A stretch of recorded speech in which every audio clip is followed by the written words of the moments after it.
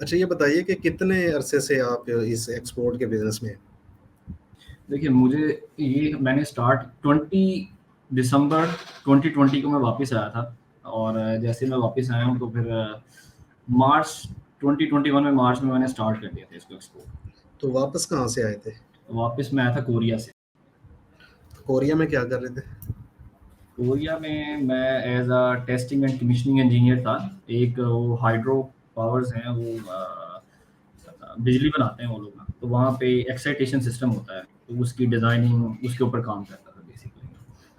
तो पाकिस्तान में आके बिजली बनाने की बजाय आप एक्सपोर्ट पे लग गए।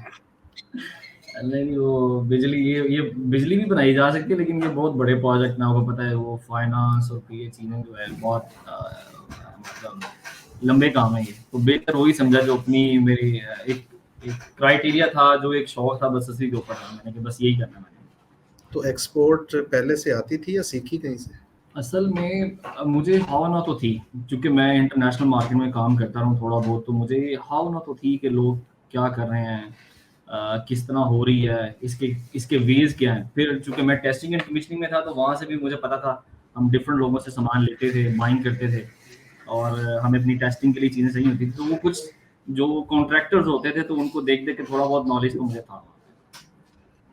तो अच्छा पैसा जोड़ के आए थे कोरिया से, क्या थे अपनी कंपनी शुरू कर दी? एक्सपोर्ट पे तो सुना है बड़ा पैसा चाहिए होता है।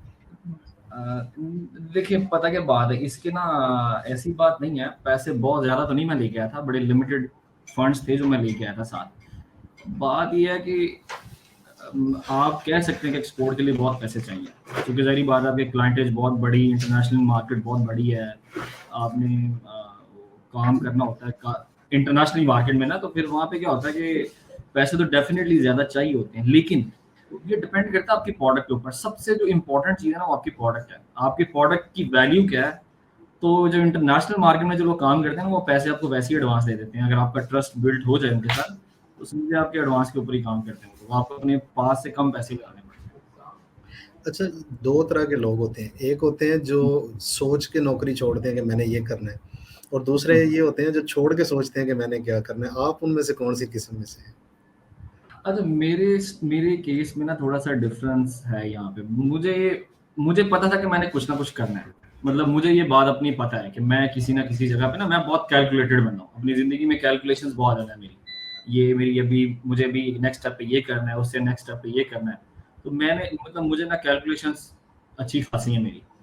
तो ये है कि मुझे पता था कि मैंने क्या करना है। मैंने जब जॉब छोड़ी है तो उसके बाद मुझे आइडिया था कि मुझे क्या करना है, मैं किस तरफ जाऊँगा, और इसलिए आप ये कह सकते हैं कि मैं उनमें से हूँ कि जब मैंने जॉब छोड़ी थी तो मुझे पता था कि मैंने क्या करना तो पहला काम क्या किया, मतलब एक्सपोर्ट के हवाले से, मतलब कंपनी रजिस्टर करवाई या प्रोडक्ट हंट की या मतलब R&D की, कैसे शुरुआत कैसे हुई इसकी?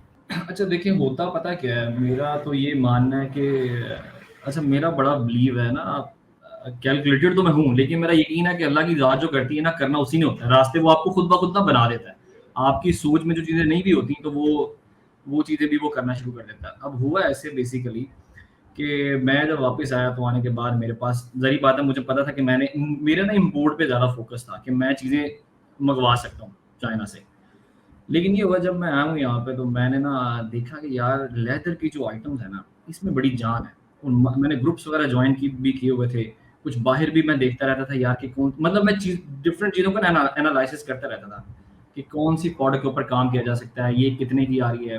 बिजनेस में सिंपल रूल है कि वो क्या कहते हैं, आपको पता होनी चाहिए कि खरीदनी कितने की है और बेचनी कितने की है। तो इन चीज़ों के ऊपर ना फोकस करता था कि खरीदना कहाँ से है और बेचना कहाँ पर है, और खरीदना कितने का और बेचना कितने का, बस इन्हीं 2 चीज़ों के ऊपर रहता था मैं।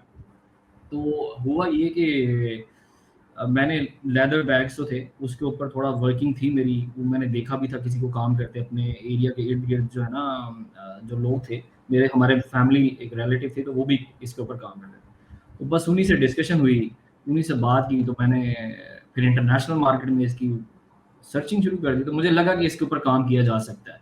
तो लेदर बैग्स को मैं एक्सपोर्ट भी कर सकता हूँ। बस वहीं से आइडिया मुझे था कि लोकली तो मैं बेच ही रहा हूँ इसको, क्योंकि लोकली ग्रिप भी थी मेरी, लेकिन इसके साथ-साथ पैरेलली मुझे था कि मैं इसको एक्सपोर्ट करूँ, तो बस उसमें अल्लाह ने मुझे कामयाब किया। अच्छा, ये ज़ीनत स्टाइल्स क्या है, मतलब ये कंपनी का नाम कैसे रखा आपने? ये ब्रांड का नाम है जो या कंपनी का, ये कैसे सिलेक्ट किया? अच्छा, जो ज़ीनत है ना, वो बेसिकली मेरी वालदा का नाम है। ओके, और माशाल्लाह। मुझे जो है अपनी वालदा से असल में बहुत लगाव है। She is my best friend. और मैं अपनी दुःख सुख बहुत सी चीज़ें ना उससे मतलब शेयर करता रहता हूँ। तो मुझे ये है कि उनका नाम ज़ीनत है, तो मैं इसी इसीलिए बस ज़ीनत स्टाइल के नाम से ही फिर अपनी कंपनी जो थी वो इसी नाम से मैंने रजिस्टर की। पहली इवन एक्सपोर्ट एक्सपोर्ट, कहाँ पे की थी? पहली एक्सपोर्ट यूएसए में। और इसके लिए आपको जो मटेरियल्स थे वो कैसे अरेंज किए? अपनी मैन्युफैक्चरिंग की या आउटसोर्सिंग की थी? अच्छा देखिए, जो जो मटेरियल है ना, वो शुरुआत में तो आपको पता है बंदा चूँकि बड़े स्केल पे नहीं होता, तो पहले तो शुरुआत में यही था कि आपको लोकल मार्केट से ही सामान लेना पड़ता है। लोकल मार्केट से ही मैंने सामान लिया है और यहीं से ही लोकली बनवा के आउटसोर्स किया, मैंने खुद नहीं बनाया। बाहर से ही मैंने किसी से बनवा के, सिर्फ़ मैंने क्या किया, मैंने इधर से पकड़ा है और आगे दे दिया। बस ये वाला मैंने काम किया स्टार्टिंग में। तो उसके लिए ये था कि फिर काफ़ी जो है खपना तो बहुत बड़ा ज़ाहिर बात है, उसके अंदर आपको शुरुआत में तो बहुत सी हर्डल्स आती हैं। वो टाइम टू टाइम, एक दिन में तो कुछ भी नहीं होता। टाइम टू टाइम उस हर्डल्स को दूर करने के लिए फिर ये है कि वो दूर होती गई और बस फिर एक एक लेवल आया कि एक सर्टेन अच्छे वॉल्यूम पे चला गया सामान। पहले ऑर्डर पकड़ा था या पहले माल खरीदा था, स्टॉक किया था?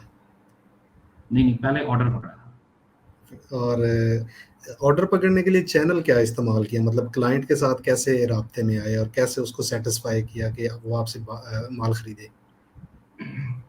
अच्छा, जो पहला, अगर आप मुझे एक प्रॉपर ट्रेड कहते हैं ना, तो जो सबसे पहला मेरा क्लाइंट था ना, वो मुझे अलीबाबा से मिला था। मैंने अलीबाबा की मेंबरशिप ली थी, तो और मुझे अलीबाबा के ऊपर थोड़ा मतलब औन थी उसकी।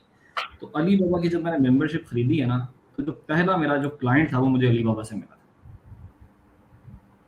और और उस फिर वो तो हाँ, लेकिन वो रिपीट, फिर आपको पता है क्लाइंट रिपीट, अच्छे क्लाइंट, छोटा क्लाइंट भी मिलता है वहाँ पे, बड़ा क्लाइंट भी मिलता है। तो जो ये है कि जो मेरी मेजर जो थी वो मुझे अलीबाबा से ही, पहला जो क्लाइंट था वो मुझे अलीबाबा से मिला। और प्रोडक्ट को भेजने के लिए क्या चैनल इस्तेमाल किया? देखें, वो प्रोडक्ट को भेजने के लिए आपको पता है लॉजिस्टिक्स पाकिस्तान में यहाँ पे काफ़ी वो हैं। इसका एक वे है, आपको पता है, मतलब पहले आपको अपना पीएसडब्ल्यू आपको करवाना पड़ता है, फिर उसके ऊपर आपको अपनी अपने गुड्स को डिक्लेयर करना पड़ता है, फिर बैंकिंग सिस्टम है, there is a process actually. यहाँ पे पूरा एक प्रोसेस है जिसको आपको फॉलो करना पड़ता है और वो उस प्रोसेस के तहत फिर आप प्रोडक्ट को एक्सपोर्ट करते हैं। बिल्कुल ऐसे ही है। हाँ, वो मतलब ऐसे नहीं है कि खाली मैंने आया और मैंने किसी को दे दी। इसमें पूरा एक एफबीआर का चैनल है, फिर आपका एक एक वो होता है, आप इसे कह लें कि एक सिस्टम है, आपको अपनी डिक्लेयर्स करनी पड़ती है, फिर आपको फंड्स लेकर आना, पेमेंट्स के मोड्स हैं कि आप किस मोड पे काम कर रहे हैं, वो सारी चीज़ें, मतलब इसमें फिर टेक्निकली कुछ चीज़ें आ जाती हैं अंदर। ये सारी चीज़ें डिस्कस होने वाली हैं इस वीडियो में। नहीं, नहीं, श्योर, वो मसला नहीं है, उसको हम देख लेते हैं, जितनी भी इंशाल्लाह हुई वो ज़रूर शेयर पहली करेंगे। कमाई जो होती है बिज़नेस के अंदर, वो बड़ी अहमियत रखती है और बड़ी खुशी होती है। तो आपकी फीलिंग्स क्या थी जब पहली आपने पैसा जो है वो विथड्रॉ करवाया? अच्छा, मेरी जो पहली कमाई है ना, वो एक्सपोर्ट से रिलेटेड नहीं थी। मेरी जो पहली कमाई है ना, वो इम्पोर्ट से रिलेटेड थी। अच्छा, गुड। मुझे एक दोस्त ने कहा कि मुझे B39 एक हेडफ़ोन चाहिए, B39 होता है। तो मैं चूँकि नया-नया आया था बाहर से, तो मुझे था कोई बात नहीं, मैं मँगवा दूँगा। वो मैंने 500 हेडफ़ोन उसको मँगवा के दिया था। तो हुआ ये कि अनफॉर्चुनेटली जब वो यहाँ पे आया तो उसने कहा जी मैंने नहीं खरीदना। ये मैं समझता हूँ ये बड़ी गुड लक है मेरे लिए। उसने मुझे कहा क्वालिटी में इश्यूज़ हैं, ये वो है। लेकिन वो मेरे लिए, मुझे लगता है मेरे लिए गुड लक है। तो मैंने इसको सोचा कि मैं करूँ क्या? मैं किसी को जानता नहीं हूँ, किसी के पास जाता नहीं हूँ। मेरी इतनी वो नहीं है, फ्रेंड्स गैदरिंग नहीं है मेरी इतनी। तो मैं क्या करूँ? इसने मुझसे 10 लाख रुपए की मँगवा तो ली है अभी ये। तो ये अब मैं आगे क्या करूँगा? तो वो बहरहाल ये फिर अल्लाह ताला ही आपको पता है उसके सोर्सेज़ बनाता है। फिर मुझे वो दराज़ का ख़्याल आ गया, दराज़ पे एक अकाउंट बना लिया। वो दराज़ पे अकाउंट बनाया, वो उस वक़्त ये 2020 की बात है, उधर B39 किसी ने लिस्ट भी नहीं किया हुआ था इसको। वो बस करके और वहाँ से वो 500 पीस जो है वो 2-3 महीने में मैंने ख़त्म कर दिए। बस वहीं से जो है ये मेरी पहली कमाई बेसिकली वो थी। है तो वो डॉज ही था किसी का, लेकिन ये था कि मतलब ठीक था अल्हम्दुलिल्लाह। फिर उससे मुझे अर्निंग मैंने उससे अच्छी कर ली। जो मेरी एक्सपेक्टेशन थी ना कि मुझे इतने पैसे इसमें से चाहिए, वो मैंने उतने से उतने कमा लिए थे। अच्छा, मेरे पास बहुत सारे ऐसे लोग आते हैं जो कहते हैं कि जी हम फलां मैन्युफैक्चरिंग का बिज़नेस शुरू करना चाहते हैं, और जब मैं पूछता हूँ कि बेचोगे कहाँ पे या कैसे? तो वो हुँ। कहते हैं जी वो हमारा कज़न है, वो हमारा दोस्त है, वो डिस्ट्रीब्यूटर है, वो होलसेलर है, वो सेल्समैन है, वो बेच देगा। तो मैं उन्हें अक्सर कहता हूँ वो बेच नहीं देगा, वो आपको मरवा देगा। वो आपको अभी तो कह रहा है कि मैं बेच दूँगा, बाद में वो बेचेगा नहीं। और यकीन करें 90% केसेज़ के अंदर ऐसा ही होता है। मैं 1 महीने में अप्रॉक्सिमेटली 1000 लोगों को मिलता हूँ और सबकी कहानियाँ मिलती-जुलती हैं। बिल्कुल आपकी तरह कि मंगवा लिया चीज़ या बनवा ली चीज़ और बाद में कहा मैं नहीं करता। लेकिन इसमें भी अपॉर्च्युनिटीज़ होती हैं जैसे आपने बताया। तो अभी ये बताइए कि 2020 में आपने माशाल्लाह स्टार्ट किया, 2023 जून में हम इस वक़्त बात कर रहे हैं। तो क्या आप अपने इस बिज़नेस से सैटिस्फाई हैं? देखिए अल्हम्दुलिल्लाह मैं बहुत सैटिस्फाइड हूँ। मैंने अगर इस छोटे से टेन्योर की बात करूँ ना, तो इस छोटे से टेन्योर में मैं अगर आपको अपनी अचीवमेंट्स बताऊँ ना, तो ये बहुत ज़्यादा हैं, माशाल्लाह। अब बात ये है कि हर बंदे की अपनी-अपनी सैटिस्फैक्शंस होती है। मतलब मैं अगर कहूँ कि मैं सैटिस्फाइड हूँ, तो मैं तक सर्टेन लेवल तक नहीं चला जाऊँगा ना, तो मेरी सैटिस्फैक्शन उतनी देर तक होगी नहीं। वो मैंने अपने माइंड के अंदर कैलकुलेट की हुई है। लेकिन अगर आप मेरे मुकाबले में बाकी लोगों को कंपेयर करें या मैं देखता हूँ, हालाँकि मैंने कभी किया नहीं है, लेकिन अगर वो कंपेयर किया जाए तो येस अल्हम्दुलिल्लाह अल्लाह ताला का शुक्र है, हर हर कंडीशन में उसका शुक्र अदा करते हैं। बट जो एक सर्टेन मैंने वॉल्यूम अचीव करना है ना, उसके ऊपर मैं अभी भी गामज़न हूँ और उसके लिए मैं एफर्ट्स भी कर रहा हूँ। मतलब वो एफर्ट्स भी हम इंशाल्लाह वो मैं बताऊँगा कि किस तरह हम उस एफर्ट को कैसे कर रहे हैं और क्या चैनल्स यूज़ किए हैं, किस तरह उसको लेके जा रहा हूँ आगे। आप भी उससे इत्तेफ़ाक करेंगे, मैं आपको मतलब इसके बाद आप सब वो भी मैं शेयर करूँ। अच्छा ये बताइए कि पाकिस्तान में एक्सपोर्ट के हवाले से जो कवानीन हैं, वो कैसे हैं और क्या वो बिज़नेस को प्रमोट करने में हेल्प करते हैं? अच्छा यहाँ पे ना चीज़ें ऐसे हैं ना शायद भाई कि कुछ चीज़ें तो पॉज़िटिव साइन्स भी हैं और कुछ नेगेटिव भी हैं, ठीक है? पाकिस्तान में जो कवानीन है, सिवाय इसके कि डॉलर्स की वैल्यू आपको कम मिलती है, इसके अलावा कोई दुःख नहीं है आपको, ठीक है ना? आपने एग्ज़ाम्पल वो पेमेंट भेजी है, आपको डॉलर आ रहा है, वो डॉलर आपको उस वैल्यू पे नहीं मिल रहा जिस वैल्यू पे आप ट्रेड कर रहे हैं, तो आपको फिर आपका दिल टूटता है इसमें बेसिकली। आप कहते हैं यार हम इतने पैसे डिडक्ट हो रहे हैं, तो ये कहीं भी नहीं होता, दुनिया दुनिया के किसी कोने में भी ऐसा नहीं होता, ठीक है? आप जहाँ मर्ज़ी चले जाएँ, आप चाइना को उठा लें, रशिया को उठा लें, ठीक है? फिर और भी काफ़ी जगह पे चले जाएँ, तो आपको ये इश्यूज़ आते हैं। फिर कुछ और पाबंदियाँ हैं, जैसे अमेरिका की पाबंदी है आपके ऊपर रशिया के साथ, आप रशिया से ट्रेड नहीं कर सकते, रशिया से आपकी पेमेंट्स नहीं आ सकती। स्ट्रेट वे आप अपने बैंक को जाके कहते हैं, भाई ये मेरा क्लाइंट है, मुझे पैसे भेजना चाह रहा है, मैंने रशिया के साथ काम करना है, ठीक है? तो रशिया के साथ आप रशिया से आप पेमेंट नहीं मंगवा सकते। तो ऐसी हर्डल्स बहुत सी हैं जो आती हैं, लेकिन एट द एंड आपने बात है कि हर्डल से तो निकलना ही है, आपने एट द एंड तो आपने काम ही करना है। तो वेस्ट तो बंदा निकालता है फिर और फिर ये है कि फिर आपको मिडल चैनल्स यूज़ करने पड़ते हैं, आपको दुबई यूज़ करना पड़ता है, आपको चाइना यूज़ करना पड़ता है। मिडल वेज़ तो उसके हैं, लेकिन बात ये है कि अगर ये गवर्नमेंट की जो सख्ती है, अगर इसकी पॉलिसीज़ में थोड़ा नरमी की जाए, तो ज़ाहिर बात है इसमें कोई कुछ कर नहीं सकता मेरे ख़्याल से। तो ये एक ऐसी पॉलिसीज़ है जिसको सिर्फ़ फ़ॉलो ही करना पड़ता है आपको। अच्छा ये बताइए कि पाकिस्तान में इस वक़्त सबसे ज़्यादा मुनाफ़ा बख्श एक्सपोर्ट के जो शोबा-जात हैं वो कौन-कौन से हैं? नया बंदा अगर किस्मत आज़माई करना चाहे तो किन फ़ील्ड्स के अंदर आप समझते हैं कि यार इसमें आ जाना चाहिए? अ, देखें शायद भाई मैं आपको एक बात बताऊँ। पहले ना ये बात ये कि हमारी जो डिस्कशन है ना, मेरा ये मानना है कि इसके ऊपर अगर कोई हमें इस डिस्कशन से कोई फ़ायदा उठाना चाहता है, तो पहले ये अंडरस्टैंड करना बड़ा ज़रूरी है। उसको ये समझना ज़रूरी है कि वो करना उसके अंदर है क्या? वो क्या कर सकता है? मतलब ये नहीं है कि अवैस ने आज एक बैग का काम शुरू किया, लेदर का काम शुरू किया, तो उसने भी लेदर का शुरू कर देना है। अपैरल्स पाकिस्तान में टॉप में है जी, 12 बिलियंस की अपैरल्स आ रही हैं, एक्सपोर्ट हो रही हैं। तो जी बाकी सब भी अपैरल्स के पीछे आ गए जी, 8 टू 9 बिलियंस का अपैरल्स का काम हो रहा है। तो मेरा मानना है कि इस तरह नहीं होना चाहिए, पहली तो बात ये है। हाँ, इस्तिफ़ादा कैसे उठाया जा सकता है, छोटे जैसे आपका एक विज़न है कि छोटे से छोटे पैसे को भी लेके आप कारोबार कैसे कर सकते हैं। तो इसी चीज़ को अगर हम देखें, तो एक्सपोर्ट भी हम कम पैसों से कर सकते हैं, ये कोई बहुत बड़ी बात नहीं है, ये बहुत सिंपल सी बात है। लेकिन बात ये है कि आपकी प्रोडक्ट में जान और टेक्निकली नॉलेज आपका होना बहुत ज़रूरी है। टेक्निकली नॉलेज से क्या मुराद है कि भाई आप जब इंटरनेशनल मार्केट में काम करते हैं ना, तो आप फिर इंडिया के साथ भी कम्पीट कर रहे हैं, आप चाइना के साथ भी कम्पीट कर रहे हैं, आप बैठे हर बड़ी जो दुनिया की सबसे बड़ी मार्केट है ना, आप सब बड़े मगरमच्छों के साथ फाइट कर रहे हैं, ठीक है? तो आप अपने कंट्री जिसमें आप एक्सपोर्ट कर रहे हैं, आप ये हर कंट्री के लिए आप एक्सपर्ट नहीं हो सकते। जिस कंट्री में आप एक्सपोर्ट करना चाहते हैं, जिसको आपने टारगेट बनाया, उसके बारे में नॉलेज, उसके बारे में ईच एंड एवरीथिंग जानना और उसके ऊपर वर्क करना बहुत ज़रूरी है। एग्ज़ाम्पल है, जापान के साथ आप काम कर सकते हैं। एक वो चिकन पॉ होता है, ठीक है? वो हैंड चिकन के जो हैंड्स के वो पाँव होते हैं, उसको चिकन पॉ कहते हैं। अब वो इस कदर एक्सपोर्ट होता है, इस कदर एक्सपोर्ट होता है कि आप इमेजिन कर सकते हैं कि इमेजिन नहीं कर सकते, इतना एक्सपोर्ट है उसकी। अब अच्छा, अब पाकिस्तान में वो बनता है, पाकिस्तान में वो निकलता भी बहुत ज़्यादा है, उसके अंदर कुछ हैं चीज़ें कि आपने ये कुछ करना है।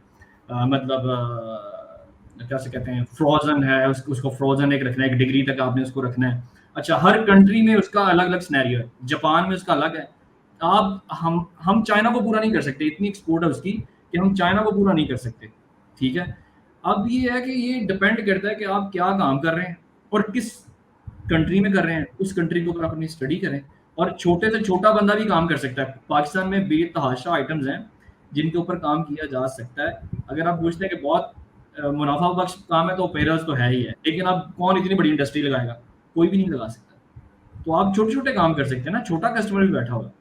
तो ये बताइए कि पाकिस्तान में कुछ ऐसे शोबे भी हैं जिसके अंदर हुकूमत सब्सिडी देती हो या मुराद देती हो या जिसके ऊपर टैक्सेस छूट दी हो कि इन चीज़ों की अगर आप एक्सपोर्ट करेंगे तो गवर्नमेंट की तरफ से आपको सहूलियात मिलेगी? देखें, बात ये है कि मैं ये बड़े हार्श हो जाएगा, ये एक लॉलीपॉप है जो आप खाते रहें, ठीक है। बात ये है कि एक्सपोर्ट के ऊपर पहली बात है कि गवर्नमेंट टैक्सेस लगाती है, रिबेट मिलती है, आपको 1% रिबेट मिलती है, जो कि ना होने के बराबर है, ठीक है। और अगर सच पूछें तो लोग अपना डॉलर बाहर रोक देते हैं, मतलब एक्सपोर्ट के लिए भी मिसडिक्लेरेशन कर देते हैं लोग। और जो बड़े बड़े जॉइंट्स हैं, वो सब ये इसी तरह ही काम करते हैं, ठीक है। वो अपनी अपनी अमाउंट्स को बाहर ही स्टॉक कर देते हैं। अब ये है कि अगर आप कहते हैं कि सब्सिडी, तो गवर्नमेंट की तरफ से सब्सिडी सिर्फ नाम की है। कमाना आपने वही है जो आपने अपने क्लाइंट से कमाना है, बाकी सब कुछ ये सुहाने ख्वाब ही है। सुना है कि कस्टम बहुत तंग करता है, तो क्या ये सिर्फ इंपोर्ट के बारे में मशहूर है या एक्सपोर्ट में भी ऐसा ही है? अच्छा, एक्सपोर्ट में थोड़ा कदरे कम है, क्योंकि आप लीगल एंटिटीज़ के ऊपर काम करते हैं, तो तंग तो वहाँ पे भी होते हैं, ठीक है ना? लेकिन ये है कि जो इम्पोर्ट है, उसके ऊपर ज़रा आपको पता है, ज़रा ज़्यादा स्ट्रिक्टनेस है, सख्ती ज़्यादा है। लेकिन एक्सपोर्ट के ऊपर इतनी ज़्यादा नहीं है, मतलब आप कह सकते हैं कि 5-10% तो हर्डल्स उस पे भी आती हैं। अब उसकी कंपटीशन के एग्ज़ाम्पल में देता हूँ ऐसे कि अब लॉ है कि आपने 1.5 महीने के अंदर-अंदर अपनी पेमेंट आपने वापस लेके आनी है। वापस लेनी है। इस मतलब आपने जो एक्सपोर्ट किया है सामान, उसकी जो वैल्यू है, मतलब जो आपके गुड्स हैं, वो आपको उसकी जो वैल्यू बनती है, वो आपको 1.5 महीने के अंदर-अंदर आपको पेमेंट पाकिस्तान में आनी चाहिए। ओके।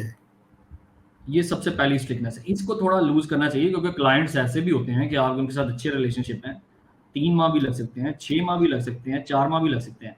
तो बड़ा काम करने के लिए आपको थोड़ा अपने क्लाइंट्स को थोड़ा रिलैक्सेशन देना पड़ता है। अगर वो हमें एडवांस पैसे भेज रहे हैं, एग्ज़ाम्पल वो हमें $20,000 भेजता है और मैं उसे 5,000 या $10,000 का मैं उसके साथ क्रेडिट करता हूँ, तो थोड़ा टाइम भी तो मिलना चाहिए ना इस पे।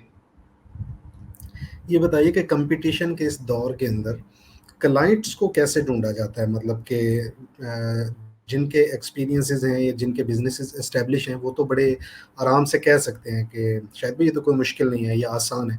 लेकिन वो लोग जो नए आते हैं, अभी उनकी शुरुआत होती है, जिनके पास पैसा भी कम होता है, विज़न भी इतना स्ट्रॉन्ग नहीं होता और उनको सिखाने वाले मेंटोर्स भी नहीं होते। तो उनके लिए आप क्या समझते हैं कि बेस्ट प्लेस कौन-सी है जहाँ से वो कस्टमर्स गेट कर सकते हैं? ये शायद भाई इसको पहले ना आइडेंटिफाई करना पड़ेगा कि हम किस स्केल की बात करें। अगर आप ओपनली बात करेंगे ना, तो मैं सीधा चला जाऊँगा अलीबाबा पे। मैं कहूँगा जी अलीबाबा की मेंबरशिप ले लें, ठीक है? मैं कहूँगा अलीबाबा की मेंबरशिप चाइना में कंपनी रजिस्टर्ड करें, जैसे मैंने की है। चाइना में मेंबरशिप ले लें और चाइना से अपना क्लाइंट पकड़ें, और उसके बाद चाइना से कन्फर्म क्लाइंट को वेरीफाई करवाने के बाद, चूँकि आपको पता है वेरिफाइड सप्लायर वहाँ पे मिल जाता आप होते हैं, और आप एक्सपोर्ट पाकिस्तान से करना शुरू कर दें। अच्छा, ये बहुत आसान हल है। लेकिन ये है कि अब ये एक बड़े लेवल की गेम है, मतलब इस पे पैसे ज़्यादा लगते हैं। अब ये है कि हमने डिपेंड करता है कि हम किस लेवल की बात कर रहे हैं, वो ज़ोन कितना है, किस अगर हम बात करते हैं एग्ज़ाम्पल नॉर्मल एक बंदे के पास 5-10 लाख रुपए है, ठीक है? वो अपनी सबसे पहले वो अपनी प्रोडक्ट ढूँढे और ग्रुप्स के बेतहाशा ग्रुप्स हैं, उन ग्रुप्स में जाके फेसबुक के उन ग्रुप्स को जॉइन करे अपनी कंपनी नॉर्मल एक्सपोर्ट की कंपनी 10-15-20 हज़ार में कंपनी आपकी रजिस्टर्ड हो जाती है, पीएसडब्ल्यू आपको मिल जाता है, कंपनी आपने बना ली है। आप जो है अपनी लीगल आइडेंटिटीज को पूरा करें, और आपने जिस कंट्री को स्टडी ज़्यादा किया है, जिस कंट्री की स्टडी ज़्यादा आपके पास, ठीक है, थोड़ा सा तो टाइम लगता है आपको, 15-20 दिन आपने कंट्री को स्टडी उसकी स्टडी करें, उसको चेक करें ये क्या मंगवा रही है, अपनी प्रोडक्ट जिस चीज़ के ऊपर आपके पास ज़्यादा ग्रिप है, आप अपने इर्द गिर्द देख रहे हैं और वो इस्तेमाल हो रही है बाहर, उसको पकड़ें और उसको एक्सपोर्ट करें। ग्रुप्स में जाएं, लोग बैठे हुए बाय करने के लिए, एडवांस पेमेंट लें, उसके ऊपर एडवांस पेमेंट है आपको सिक्योर करेगी। 10 में से एक कस्टमर भी नहीं आएगा, एक क्लाइंट भी नहीं आएगा। ये बताइए कि कुछ आइटम्स के ऊपर पाबंदियां भी हैं या कुछ शोबाजात के भाई फलां प्रोडक्ट्स या फलां शोबे के अंदर आप एक्सपोर्ट्स नहीं कर सकते? देखिए, एज सच तो मेरी अभी नज़र से कोई गुजरी नहीं है अभी तक, जितना मैंने किया, जो भी हमारी, चूँकि लोग यहाँ पे पेरेंट्स का काम ज़्यादा कर रहे हैं, उस पे तो कोई एज सच पाबंदी नहीं है। और आई थिंक सो कोई, मुझे नहीं लगता एज सच कोई स्पेशल चीज़ों के ऊपर पाबंदी है पाकिस्तान के ऊपर ऐसी, अनटिल अनलेस कि कोई स्पेशल पॉलिसी ना आ जाए। मतलब जैसे गंदम की पैदावार पाकिस्तान में कम हो गई है, ठीक है, वो आप इस तरह की कोई चीज़ें जो जो एक आप कहते हैं कि एक कोई अननेसेसरी सी कोई चीज़ आ जाए ना, मतलब अननेसेसरी, उसका पता ही नहीं है कि क्या है, तो ऐसी कोई, लेकिन एज सच कुछ ऐसा है नहीं, आप सब कुछ एक्सपोर्ट कर सकते हैं, लेकिन कुछ बनाए तो सही ना। हम तो 3-4 हाँ चीज़ों के ये ऊपर काम कर रहे ये बताइए कि कुछ क्लाइंट्स होते हैं जिनके साथ हमारा लेन देन तय हो जाता है, इनके साथ एग्रीमेंट्स कैसे करते हैं, मतलब अपनी पेमेंट को सिक्योर कैसे करते हैं? खुदा ना खास्ता हम चीज़ भेज दें, पेमेंट ना आए, बंदा मुकर जाए, कह दे कि ये क्वालिटी ठीक नहीं है, मतलब कोई भी जिस तरह के हम सुनने में आता है कि ऐसा हो जाता है, तो वो उन एग्रीमेंट्स को या जो मुआहदे होते हैं उसको सिक्योर कैसे करते हैं, अमल दरामद यकीनी कैसे बनाते हैं? हैं। अच्छा देखिए, अब इसमें ना इसके बहुत से तरीकाकार हैं। आप ये मेरा ख्याल है ये एक बड़ा लंबा टॉपिक है जिसके ऊपर हम बात करेंगे। मैं अभी ओवरव्यू आपको दे देता हूँ। अगर कभी नेक्स्ट चांस मिला तो इसके ऊपर हम डिटेल में, मतलब मेरा ये मानना है कि अगर कोई टेक्निकली बहुत डीपली अगर कोई नॉलेज लेना चाहता है तो इसके ऊपर वन बाय वन ये आर्टिकल्स हैं, इसके ऊपर हम बात कर सकते हैं, लेकिन फॉर टाइम भी अभी मैं आपको बता देता हूँ कि इसको बहुत आसानी यहाँ से पे किया मैं जाता आपकी है। बात को थोड़ा-सा ना काटूँगा। हमारी ये जो डिस्कशन है ना, इसके कमेंट सेक्शन में बहुत सारे ना सवाल आएँगे और उन जी, तमाम सवालों के ऊपर हमें वीडियोज़ बनाना पड़ेंगी, ये एक सीरीज़ बनेगी। हाँ, इंशाल्लाह ताला चलें, हम ट्राई करेंगे जितना मैक्सिमम जो है वो हम अगर कर सकें। अच्छा ऐसा है कि पहली बात तो ये है कि 2 तरीकाकार हैं एक्सपोर्ट करने के। जब आप पीएसडब्ल्यू बना लेते हैं ना, तो 2 तरह के तरीकाकार हैं। एक है पेमेंट अगेंस्ट डॉक्यूमेंट्स, और एक है डॉक्यूमेंट्स जो हैं वो आपके अगेंस्ट पेमेंट, ठीक है? तो ये 2 तरीकाकार हैं। अब होता ये है कि जो हमारा कंसाइनी है, जो जो हमारा इम्पोर्टर है बेसिकली, वो अपने बैंक से हमारे बैंक को पेमेंट लगवाता है। इसका एक प्रोसेस है, हमारा अपना बैंक है। अब उसमें ये कि हमने पेमेंट, पहली बात है हमने एडवांस पे ही काम करना है। हमें गवर्नमेंट जो है वो स्ट्रिक्ट करती है कि हमने एडवांस पे ही काम करना है। तो हम ट्राई करेंगे कि हम पेमेंट अपनी एडवांस ही मंगवा लें। अच्छा, फिर इसमें ये है कि इसमें थर्ड पार्टी सर्टिफिकेशन भी होती है बहुत सी, जैसे यूएसए, तो यूएसए के लिए यहाँ पे थर्ड पार्टीज बैठी हुई हैं, तो वो वहाँ पर भी मेक श्योर करते हैं और यहाँ पर भी मेक श्योर करते हैं। आपकी फैक्ट्री में आते हैं, आपको आके ये सर्विसेज प्रोवाइड करते हैं, और वो वहाँ पे भी आपके क्लाइंट्स को सेटिस्फाइड करते हैं, यहाँ पे भी करते हैं। इवन कि वो पेड भी कर देते हैं अपने ना इसके ऊपर, अपने क्लाइंट्स के बिहाफ के ऊपर पैसे भी पे कर देते हैं। तो ऐसी सर्विसेज लोग भी प्रोवाइड करते हैं, और वैसे भी डायरेक्टली जब आपने एडवांस ले लिया है और एडवांस लेके आपने अपनी प्रोडक्ट भेजी है, बाकी आपने वीडियो कॉल पर भी दिखा दिया है, जब वो वहाँ पर गया है तो आपकी जो शिपिंग लाइन है, इसमें ट्रेड इंश्योरेंस भी आपको मिल जाती है, ठीक है, थर्ड पार्टीज भी आ जाती हैं। तो ये मतलब म्यूचुअली कुछ ना कुछ इसका वेज निकल आते हैं जिसके ऊपर एज अब आज के दौर में, आज से अगर आप 10 साल पहले चले जाएं तो ये मसले मसाइल काफ़ी ज़्यादा थे। आज के दौर में ये मसले मसाइल नहीं है, ठीक है। अगर आप अलीबाबा पे चले जाते हैं तो फिर तो पूरी गारंटी अलीबाबा की हो जाती है। जैसे मैंने आपको बताया कि अलीबाबा पे भी मेंबरशिप लेके आप तब भी एक्सपोर्ट कर सकते हैं। इस 3 सालों के दौरान कभी कोई धोखा भी हुआ है? अच्छा देखिए, धोखा जो है ना पाकिस्तान में हुआ है, बाहर कोई धोखा नहीं हुआ, ठीक है। अलमिया। बस ये मेरा बस पाकिस्तान के बाहर जो है ना वो आज तक ऐसा नहीं है, लेकिन पाकिस्तान में ज़रूर ऐसे इश्यूज़ मैंने फेस किए हैं, बट वो भी अपनी गलती है। अपने पैसे, आपको पता है, अपने पैसे अगर आपने लेने हैं ना, तो ये जो आप जैसे हँस रहे हैं, जैसे मैं हँस रहा हूँ, ये हमें ये स्माइल, हमारा एक चेहरा ही नया चेहरा हमें करना पड़ता है, ठीक है। आप जो है ना वो एक नया चेहरा शो हो जाता है कि शाहिद साहब ये वाले, ये वो शाहिद साहब हैं जो अभी अभी इसी फेस के ऊपर बात कर रहे थे, या ये दूसरे हैं। शाहिद साहब का सिनेरियो बदल जाएगा पूरा। सॉरी, थोड़ा कनेक्शन जो है वो डिस्टर्ब हो गया था।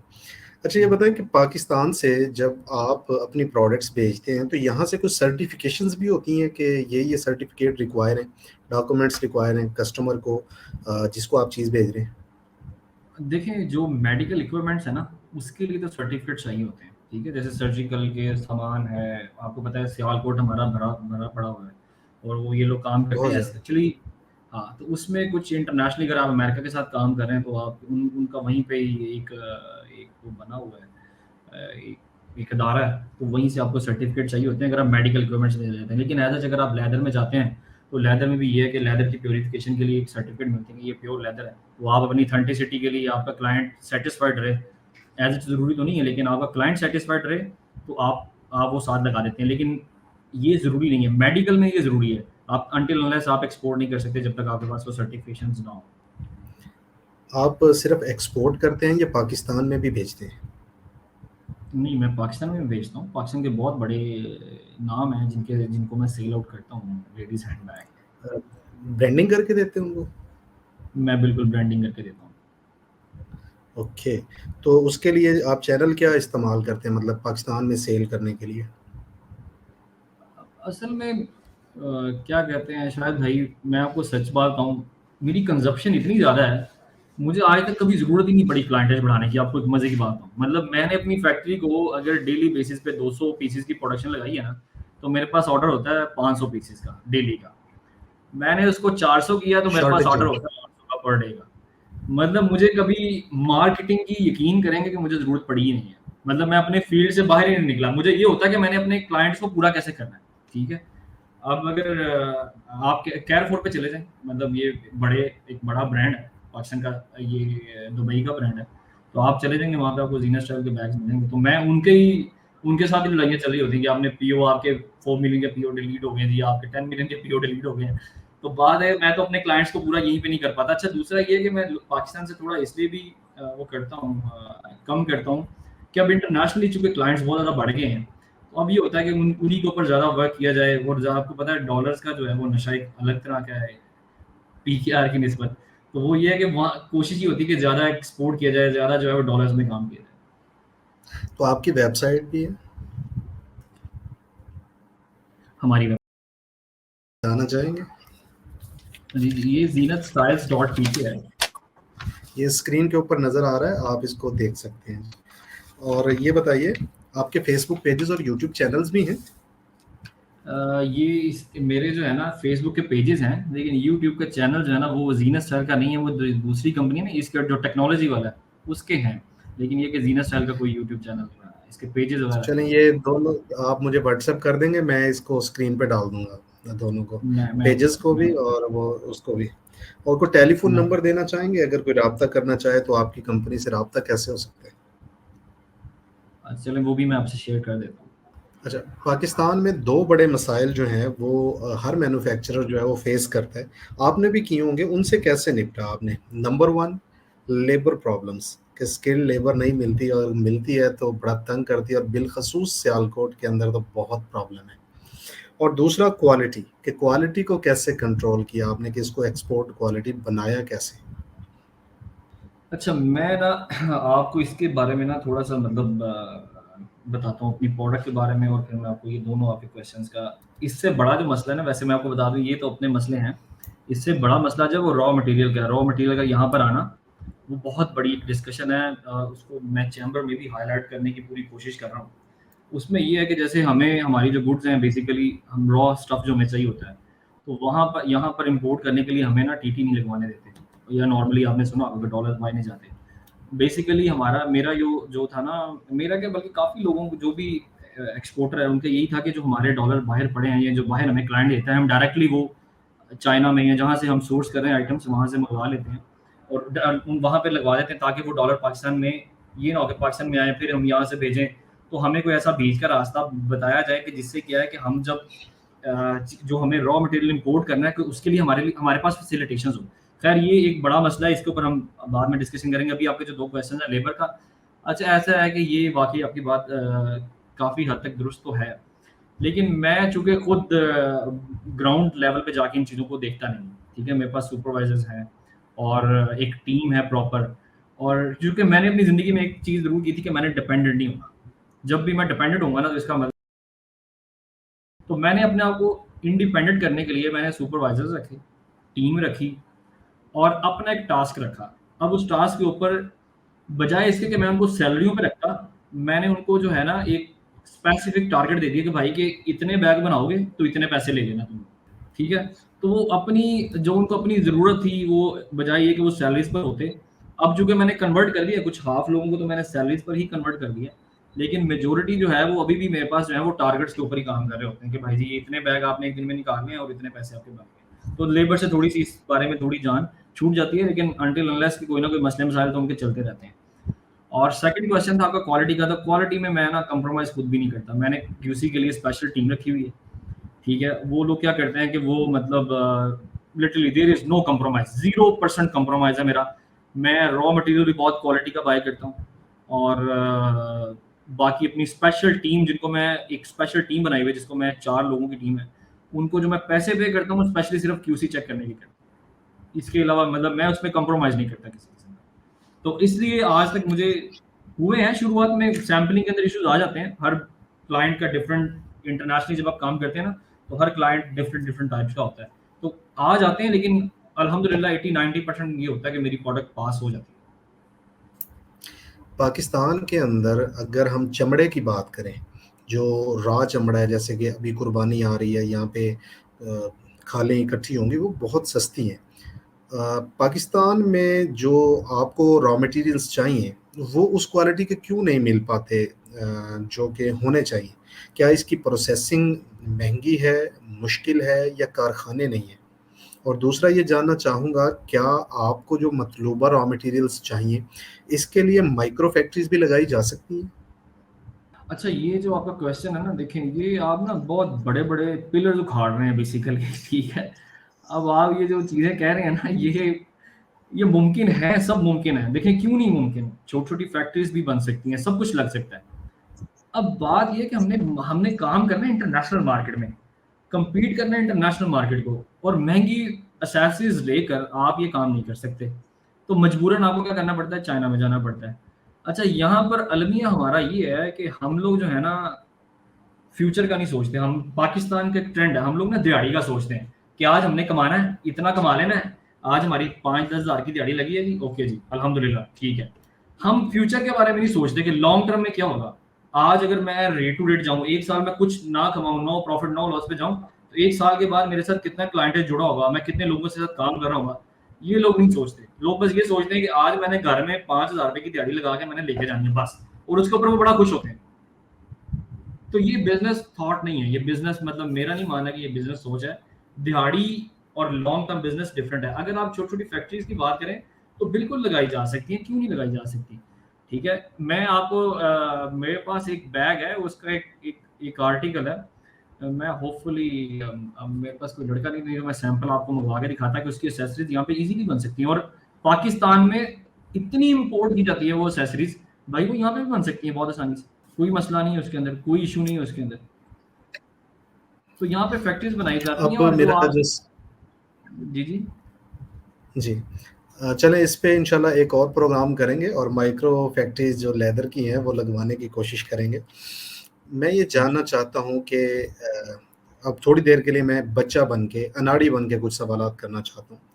मैंने जी। किसी भी तरह करके अच्छी क्वालिटी के 1000 पर्स, वॉलेट्स जो आदमी अपने जेब में रखते हैं, पैसे और कार्ड वगैरह रखने के लिए, वो बना लिए हैं या कहीं से अरेंज कर लिए हैं, अब मेरे पास मौजूद हैं। एक्सपोर्ट करना चाहता हूँ, तो उसके लिए मुझे जो कंपनी रजिस्टर करवानी है, उसके लिए डॉक्यूमेंट्स क्या-क्या चाहिए? खर्चा कितना आएगा और टाइम कितना लग जाएगा? अच्छा, देखिए अब एक्चुअली इसमें क्या है ना, अब मैं आपको अगर वन बाय वन अगर बताता हूँ ना, तो बड़ा सिंपल इसका तरीकाकार है। मैं अपनी चूँकि पर्सनल बात करूँ, तो मेरी जो थॉट है ना, वो रहती है टारगेट के ऊपर। टारगेट क्या है जी, कि मैंने करना क्या है, ठीक है? मैं ये कंपनी रजिस्टर, आपको पता है किसी भी लॉयर को पकड़ लें आप, किसी भी एक लॉयर को पकड़ लें, आपने इम्पोर्ट की कंपनी बनाई, तो वही import and export same similar ही इसके एक ही बैच आता है इम्पोर्ट एंड एक्सपोर्ट का, ठीक है? आपने जब इम्पोर्ट एंड एक्सपोर्ट की कंपनी बना ली, जो हार्डली मुझे नहीं लगता कि 10,000 में से ज़्यादा आपका लगेगा। ठीक है, मैं कभी रिकमेंड नहीं करता बंदा खुद जाए सीपीसी के ऊपर जाके अपना जो है ना वो अपनी वो नाम सर्च करे, फिर जाए अपनी चैम्बर में जाए, फिर एनटीएम रजिस्टर्ड करे। तो मैं तो इस हक में बिल्कुल भी नहीं हूँ। मैं कहता हूँ आप ये सर्विसेज लें किसी से, 10-15-20 हज़ार रुपये किसी को दें, मैक्सिमम 20 हज़ार रुपये लगता है, आपकी एक एक्सपोर्ट की कंपनी बन जाती है। आपको बेसिकली पीएसडब्ल्यू चाहिए होता है, सिंगल विंडो ऑपरेशन जिसे हम कहते हैं, वो आपको चाहिए होता है, और वो आप 10-20 15 15 20 हज़ार से हार्डली 20 हज़ार रुपये लगता है, आपको एक एक्सपोर्ट की कंपनी मिल जाती है। अच्छा, कंपनी मिल गई, आपने कंपनी रजिस्टर करने से पहले आपने कहा कि मैंने वॉलेट बना ली 1,000। भाई आपने क्यों बना ली 1,000? आप ना बनाएं अभी 1,000, अभी आप थोड़ा वेट करें।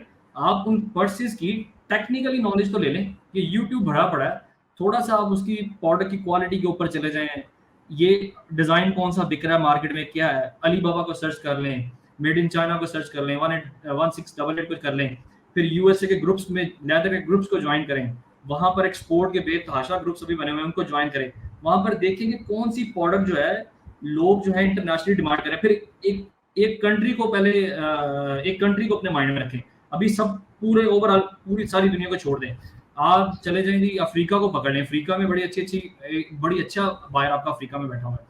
तो आप अपनी प्रोडक्ट को पकड़ें, आपकी जो प्रोडक्ट है उसके ऊपर थोड़ा सा नॉलेज लें, आप 2-4 लोगों से कम्युनिकेट करके देखें वो लोग क्या कहते हैं। वो लोग कहते हैं हमें सामान चाहिए, आप देखें उनकी ऑथेंटिसिटी, उनसे ऑथेंटिसिटी मांगे, उनकी कंपनी की ऑथेंटिसिटी मांगे। अच्छा, ये तो एक एक बिजनेस में आपकी नॉर्मल सी एक प्रैक्टिस है ये वाली। जब आपको लगे कि ये बंदा मेक श्योर है, यहाँ से आपने मैन्युफैक्चरिंग का जो था नॉलेज वो भी ले लिया, आपने आपने टेक्निकली वो भी चीज़ें अपनी देख ली, जो आपने किसी से आउटसोर्स करनी है, उस फैक्ट्री के पास गया, आपने देखा यार ये बंदा क्या कर रहा है, कैसे बना रहा है, वहाँ से क्लाइंट से भी आपने बातचीत कर ली, वहीं से वहाँ से भी आपकी बात अच्छी होगी।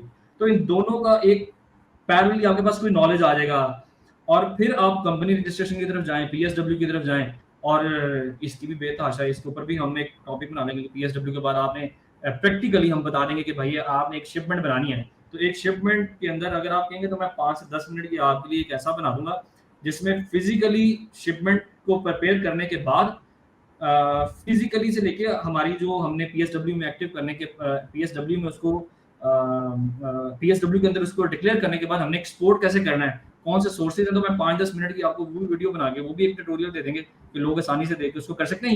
ये बहुत मुश्किल काम नहीं है, ये बहुत आसान काम है।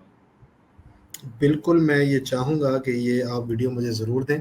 जो आपकी बात से समझा हूँ मैं, वो ये है कि अभी ना तो मुझे पर्स बनाने या बनवाने की ज़रूरत है, ना कंपनी रजिस्टर करवाने की ज़रूरत है। इनिशियली मुझे टाइम स्पेंड करना है उन ग्रुप्स के अंदर जहाँ पे इम्पोर्ट और एक्सपोर्ट पे बात हो रही है।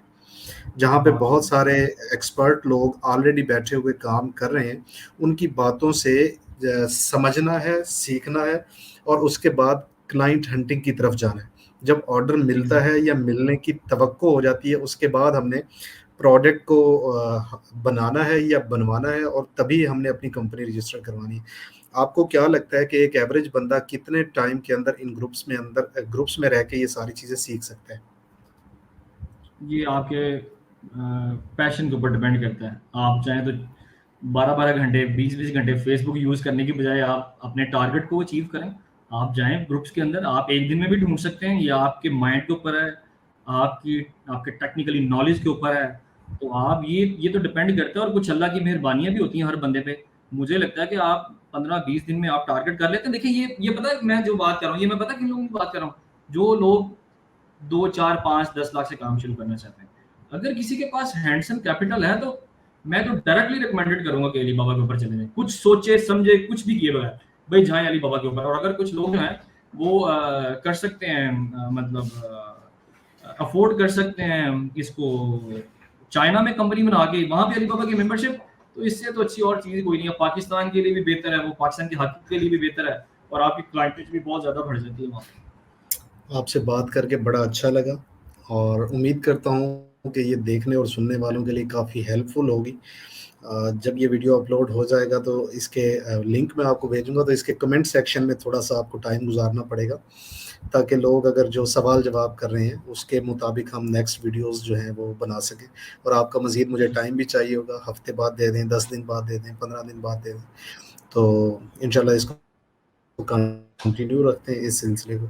अभी मैं इंशाल्लाह। इसको रिकॉर्डिंग को जो है ना वो वाइंड अप करूँगा। आप आखिर में कोई मैसेज देना चाहते हैं तो वो ज़रूर दीजिएगा। लेकिन थोड़ी देर के लिए आपको रिकॉर्डिंग बंद करने के बाद भी वो रहना होगा यहीं पे, ताकि ये डाउनलोड हो जाए, उसके बाद हम इसको बंद कर देंगे। अच्छा, मैं जो आपने मैसेज की बात की है, देखिए मैं सिर्फ़ ये कहता हूँ कि इम्पोर्ट हो या एक्सपोर्ट हो, दोनों अलग-अलग चैप्टर्स हैं पाकिस्तान के हवाले से। एक्सपोर्ट के हवाले से कोई मुश्किल काम नहीं है ये, बहुत आसान काम है। हर कोई इसको कर सकता है, अगर वो अपने अंदर पोटेंशियल रखता है, अपने अंदर कोशिश करता है करने की। और मैं बिल्कुल आपको ये कहता हूँ कि ये सबसे मुझे लगता है कि एक बार सिर्फ़ हाथ से चीज़ निकलने की देर होती है, बाद में ये जो लोग हमें सुनते हैं ना, ये हमसे भी ज़्यादा तेज़ बन जाते हैं, फिर ये हमें चीज़ें बता रहे होते हैं। तो ये है कि ये बहुत आसान काम है, आप इसको सोचें नहीं, आप इसको करें। आप इसको ट्राई करें और इंशाल्लाह मुझे बड़ी उम्मीद है अल्लाह के घर में कि आप लोग इसको ट्राई करेंगे ना, तो आपको पॉज़िटिव रिज़ल्ट्स ही इसके मिलेंगे। बशर्त ये है कि आप लोग ईमानदारी के साथ करें, क्योंकि लोग हमारे माशाल्लाह ऐसे हैं शाहिद साहब, कि लोग ना हमारा नाम बदनाम करने में ना कसर नहीं छोड़ते हैं, सॉरी टू से।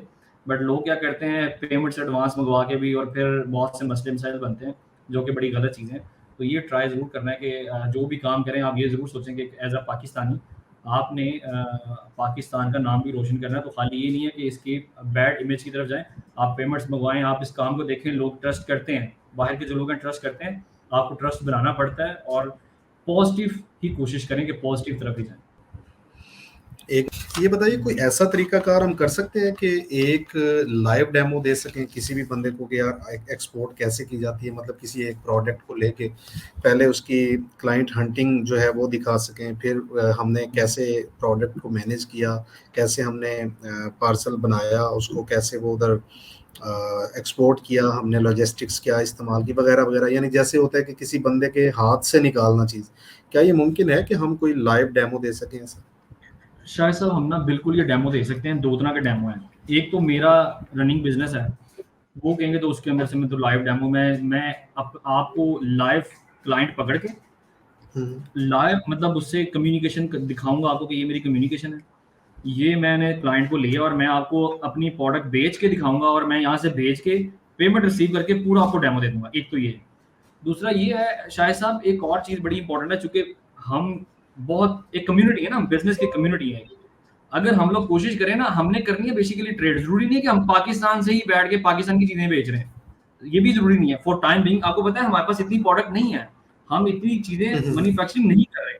लेकिन हम ये भी कर सकते हैं शायद साहब कि ऐसे हम जो है किसी और कंट्री से पकड़ के किसी और कंट्री में सेल भी कर सकते हैं ये चीजें। तो इसका जो डेमो है ना, वो मेरे लिए ज्यादा आसान है आपको देना। चाइना से सामान पकड़ के, मोबाइल एसेसरीज का चाइना से सामान पकड़ के चलें, ये तो मैं वो बहुत यूरोप। अच्छी बात है, ये तो और भी आसान हो जाएगा। Very good. तो मैं बिल्कुल इसका इंतज़ार करूँगा जी। ये वीडियो इंशाल्लाह ज़रूर मेरे बिज़नेस टॉक्स के 50 पेजेज़ हैं, इंशाल्लाह सबसे ऑन एयर होगी। और ये मैं इन एडवांस इसी वीडियो में ये अनाउंसमेंट कर रहा हूँ कि इंशाल्लाह जल्द जो है ये लाइव डेमो आप सभी दोस्तों के साथ शेयर किया जाएगा। उसमें डेमो में मैं तो नहीं हूँगा, अवैस भाई होंगे, अवैस भाई ही रिकॉर्ड करेंगे और मैं इंशाल्लाह उसको पब्लिश करूँगा। तो इसके लिए जी मैं आपका बेहद मशकूर रहूँगा अवैस भाई। बहुत शुक्रिया, आपने मुझे ये ऑफ़र दिया और मेरे सुनने वाले, देखने वाले, चाहने वाले सभी लोगों के लिए ये बड़ी एक एक्साइटमेंट होगी कि वो एक लाइव डेमो देख रहे होंगे कि कैसे इस बिज़नेस को किया जा सकता है। इंशाल्लाह। आज तक के लिए इतना ही। दुआओं में याद रखिएगा। आपका दोस्त, आपका भाई शाहिद हुसैन जोया, मोहम्मद अवैस के साथ। वस्सलाम। पाकिस्तान ज़िंदाबाद।